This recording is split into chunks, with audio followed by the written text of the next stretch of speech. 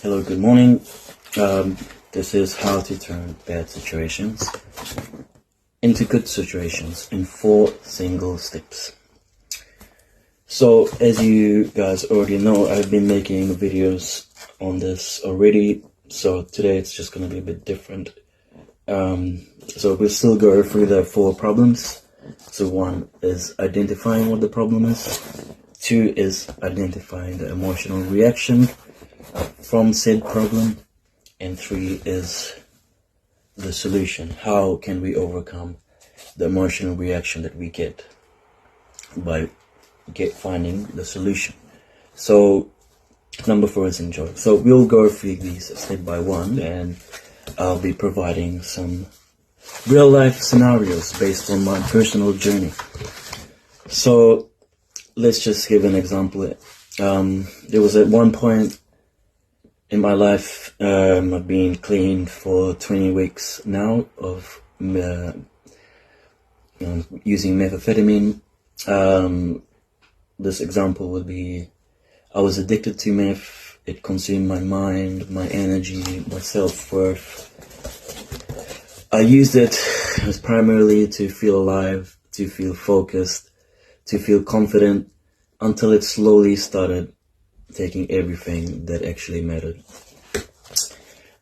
So from going through that, I felt, from an emotional part, I felt very powerful when I was high. I felt hollow.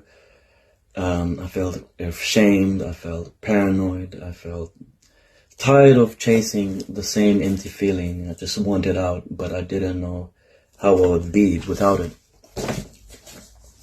So that's a problem, I can say. What actually I mean by understanding the problem is, you need to think to yourself, you're not weak. You were just trying to survive. The drug gave you something you didn't know how to give yourself, which was confidence, energy, and silence from all the outside noise. But yes, sure, that came at a cost. And what I have realized is that this isn't freedom. I'm not choosing this anymore. It's choosing me. And every time I use it, I lose a part of myself. Addiction isn't about the drug. It's about the pain the drug is hiding. And step 2, we go through acknowledging the emotional reaction. So what that means is you hit a point where you saw yourself clearly. No excuses, no pretending, just raw truth, and it hurt. And that's where the healing will start. So in terms of the emotional reaction, of course, I feel till this day still very ashamed of what I've done. I've lied, I've isolated myself, I've burned bridges, but deeper than that, I feel afraid of who I am without the high, and I was afraid of facing my emotions raw. That fear, unfortunately, was real, but instead of feeling it, I'm not going to run away from it. Instead, I looked on to finding the solution, which is part 3.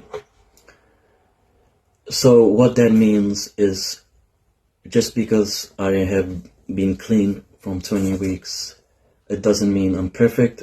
It means I got clean by becoming honest, 1 day at a time, 1 emotion at a time, 1 decision at a time. My mindset shift was to focus and think, I don't need to feel amazing every day. I just need to stay clean today. I'll train, I'll eat, I'll talk, I'll scream into a pillow if I have to, but I won't use it, not today.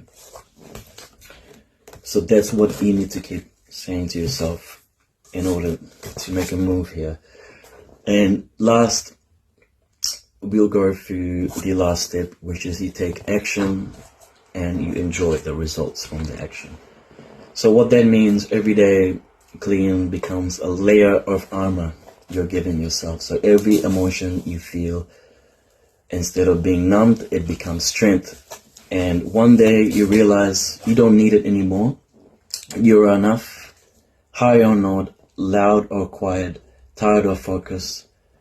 You built a life you don't want to escape from, and that's what really matters. So, final wrap up. What I'm trying to explain here is you faced something that wanted to own you, and you walked away. You didn't just get clean, you reclaimed your mind. You built discipline in chaos. You created peace in the aftermath. Remember, this isn't just about survival, it's about your rebirth. And if someone listening to this is stuck, just know that I've been there, I've get it, but you're not too far gone. If you can come back, if I can come back, you can too. Thank you.